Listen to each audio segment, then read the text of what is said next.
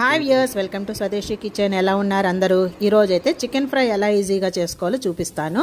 దానికోసం ముందుగా కళాయి పెట్టుకొని స్టవ్ ఆన్ చేసుకొని ఆయిల్ వేసుకోండి. కట్ చేసి పెట్టుకున్న 2 పెద్ద ఉల్లిపాయ చిన్న ముక్కలు, కొద్దిగా కరివేపాకు వేసి బాగా వేయించండి. దాంట్లోనే 2 పెద్ద టొమాటోలు కట్ చేసి పెట్టుకున్న చిన్న ముక్కలు కూడా వేసుకొని రుచికి సరిపడా సాల్ట్, పసుపు వేసుకొని బాగా కలియబెట్టుకుంటూ వేయించుకోండి.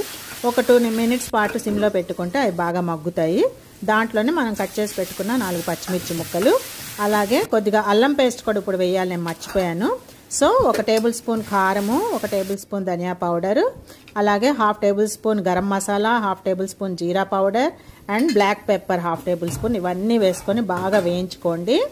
కొద్దిగా ఆ మసాలాలన్నీ మాడకుండా ఒక చిన్న గ్లాస్తో కొద్దిగా వాటర్ పోసుకొని ఆ వాటర్ మసాలాలంతా బాగా కలిసి బాగా దగ్గరకు వచ్చే వరకు పెట్టుకొని శుభ్రంగా కడిగి పెట్టుకున్న ఒక 1/2 కేజీ చికెన్ వేసుకొని బాగా అడుగు నుంచి పైకి కదుపుకుంటూ తిప్పుకోండి.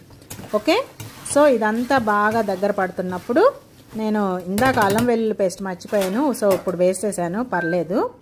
ఓకే, దాన్ని అడుగు నుంచి పైకి కలుపుకొని మొత్తం ఈ మిశ్రమాన్ని అంతా కూడా హై ఫ్లేమ్లోనే ఒక 20 మినిట్స్ అలా పెట్టేసేయండి. సో బాగా చికెన్లోంచి వాటర్ కూడా బయటకు వచ్చేస్తుంది. ఒక మధ్యలో ఒకసారి తీసి కలుపుకోండి.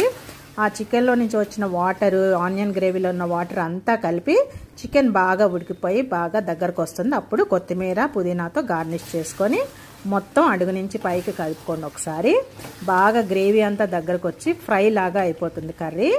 సో ఎంతో టేస్టీగా ఉండే చికెన్ ఫ్రై ఈజీగా ఇలా చేసుకోండి.